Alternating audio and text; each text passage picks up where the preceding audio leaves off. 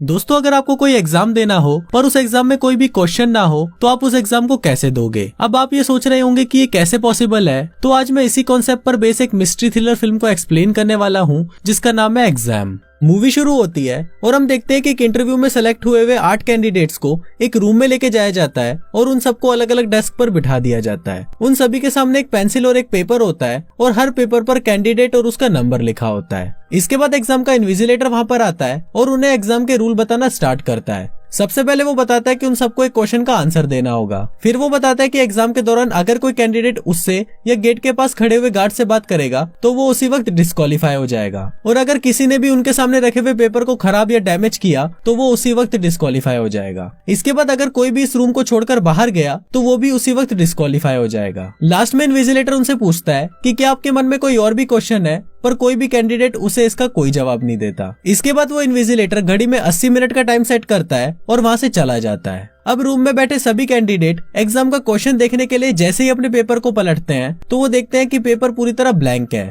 ये देखकर सभी सोच में पड़ जाते हैं और उस एग्जाम के क्वेश्चन को ढूंढने की कोशिश करने लगते हैं। तभी उस रूम में बैठी एक चाइनीज कैंडिडेट घबराकर अपने ही मन से उस पेपर में कुछ भी लिखना शुरू कर देती है और उसके ऐसा करते ही पेपर खराब हो जाता है और उसे उसी वक्त रूम से बाहर निकाल दिया जाता है। अब ये देखते ही रूम में बैठे बाकी कैंडिडेट्स को ये समझ में आ जाता है कि वो अपने मन से कुछ भी उस पेपर में लिख नहीं सकते। थोड़ी देर बाद उस रूम में बैठा एक आदमी उस इन्विजिलेटर की बातों को याद करता है और उसे पता चलता है कि उस इन्विजिलेटर ने उससे और गेट के पास खड़े हुए गार्ड से बात करने के लिए मना किया है, मतलब वो लोग आपस में तो बात कर सकते हैं। अब सभी लोग आपस में बातें करने लग जाते हैं और सभी मिलकर उस एग्जाम का क्वेश्चन ढूंढने की कोशिश करते हैं। सभी कैंडिडेट एक दूसरे को अपना नाम नहीं बता सकते थे, इसलिए उनमें से एक कैंडिडेट सभी के स्किन और बालों के कलर के बेस पर उनके निकनेम रखता है, जिसमें वो खुद का नाम व्हाइट रखता है और बाकी का नाम ब्लैक, ब्लॉन्ड, ब्राउन, ब्रूनेट और डार्क रखता है। और लास्ट में बचे हुए कैंडिडेट का नाम वो डेफ रखता है क्योंकि वो किसी से भी बात नहीं कर रहा था। इसके बाद सभी लोग क्वेश्चन ढूंढने के लिए अलग अलग तरीके सोचते हैं। सबसे पहले वो सोचते हैं कि क्वेश्चन पेपर में ही है पर वो इनविजिबल है, इसलिए वो उसे ढूंढने के लिए रूम की सभी लाइट्स को तोड़ देते हैं ताकि इमरजेंसी में लगी हुई यूवी लाइट से वो उस पेपर में छुपे हुए क्वेश्चन को ढूंढ पाए, पर वो इसमें नाकाम रहते हैं। इसके बाद वो सोचते हैं कि शायद उस पेपर पर पानी डालने से वो क्वेश्चन विजिबल हो जाएगा, पर वो इस कोशिश में भी नाकाम रहते हैं। पर इसी बीच व्हाइट चालाकी से ब्रूनेट से उसके पेपर में ही आग लगवा देता है जिससे वो डिस्क्वालीफाई हो जाती है। इसके बाद व्हाइट डेफ के पास आता है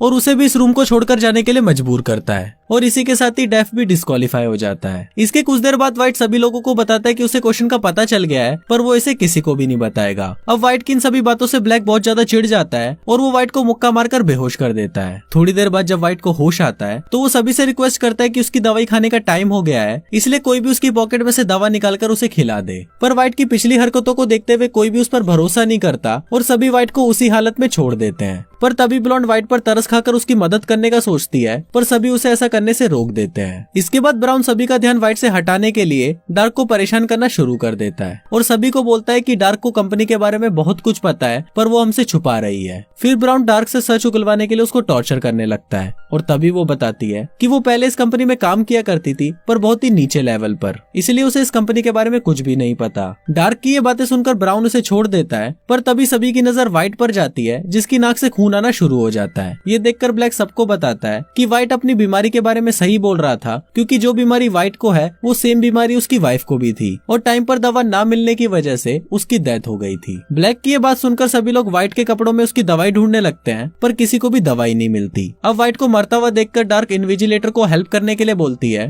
पर उसके ऐसा करते ही वो गार्ड उसे कमरे से बाहर निकाल देता है और वो डिस्क्वालीफाई हो जाती है। इसी बीच ब्लॉन्ड को व्हाइट की दवाई मिल जाती है और दवाई खिलाते ही व्हाइट बिल्कुल नॉर्मल हो जाता है। नॉर्मल होने के बाद व्हाइट सबको बताता है कि इस एग्जाम में कोई भी क्वेश्चन है ही नहीं और कंपनी सिर्फ उसी कैंडिडेट को जॉब देगी जो इस रूम में लास्ट तक बचा रहेगा। अब सभी को व्हाइट की ये बात सही लगती है और फिर सभी एक दूसरे को उस कमरे से बाहर निकालने के लिए आपस में ही लड़ाई करना शुरू कर देते हैं। इसी बीच ब्लैक गार्ड से उसकी गन ले लेता है और व्हाइट पर गोली चलाने की कोशिश करता है, पर वो गन काम नहीं करती क्योंकि उस गन पर फिंगरप्रिंट लॉक लगा हुआ था, जिसकी वजह से उसको सिर्फ वो गार्ड ही यूज कर सकता था। पर तभी व्हाइट खड़ा होता है और वो ब्लैक के हाथ से गन छीन लेता है। फिर वो गार्ड के पास जाता है और उसके हाथ से उस गन को अनलॉक कर देता है। इसके बाद वो एक एक करके सभी को उस रूम को छोड़कर जाने को बोलता है। गन से डरकर ब्राउन तो उस रूम को छोड़कर चला जाता है, पर जब ब्लॉन्ड वहाँ से निकल रही होती है तो जाने से पहले वो रूम की सभी लाइट्स को बंद कर देती है। लाइट्स बंद होते ही ब्लैक व्हाइट से गन छीनने के लिए उसके पास आता है, पर व्हाइट रूम के अंदर लगातार गोलियां चलाना शुरू कर देता है, जिस वजह से एक गोली जाकर सीधा ब्लैक को लगती है और वो जमीन पर गिरकर बेहोश हो जाता है। इसके बाद व्हाइट की नजर डोर पर पड़ती है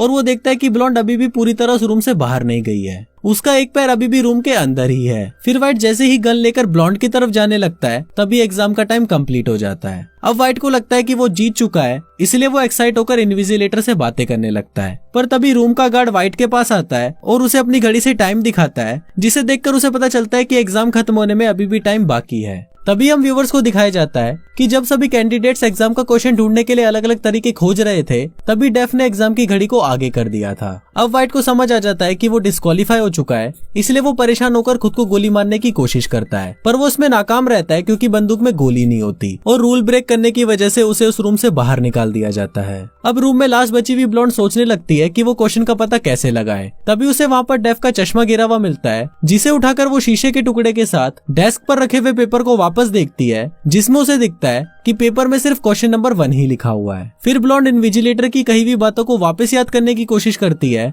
और तब उसे पता चलता है कि पूरे एग्जाम में इन्विजिलेटर ने उनसे सिर्फ एक ही क्वेश्चन पूछा था, जो एग्जाम शुरू होने से पहले पूछा गया था, कि क्या आपके मन में कोई भी क्वेश्चन है जिसका जवाब फिल्म की शुरुआत में किसी ने भी नहीं दिया था। तभी वो इन्विजिलेटर ब्लॉन्ड के सामने आता है और उससे आंसर पूछता है, जिसका जवाब ब्लॉन्ड नो देती है। अब उसका ये आंसर सुनकर इन्विजिलेटर खुश हो जाता है और उसे डेफ से मिलवाता है। वो बताता है कि डेफ इस कंपनी का सीईओ है और एक बहुत बड़ा साइंटिस्ट भी है, जिसने दुनिया को बचाने के लिए एक एंटीवायरस को डेवलप किया था। वो बताता है कि डेफ को एक ऐसा कैंडिडेट चाहिए था जो टाइम आने पर टफ डिसीजंस ले सके, पर ब्लॉन्ड उनको इस कंपनी में काम करने से मना कर देती है और बोलती है कि मैं ऐसी जगह पर काम नहीं कर सकती जहां पहुंचने के लिए मुझे लोगों की जान लेनी पड़े। पर तभी वो देखती है कि ब्लैक जिसे गोली लगी थी वो वापस से उठ जाता है, क्योंकि उसे लगने वाली गोली नकली थी। अब ब्लॉन्ड को ये देखकर बहुत अच्छा लगता है, क्योंकि उस एग्जाम का मकसद यही था कि कौन इस कंपनी के लिए समझदारी से काम कर सकता है, और ब्लॉन्ड ने उस एग्जाम को पास कर लिया था और वो उस कंपनी में काम करने के लिए भी तैयार हो जाती है। और कुछ इसी तरह से ये फिल्म यहीं खत्म हो जाती।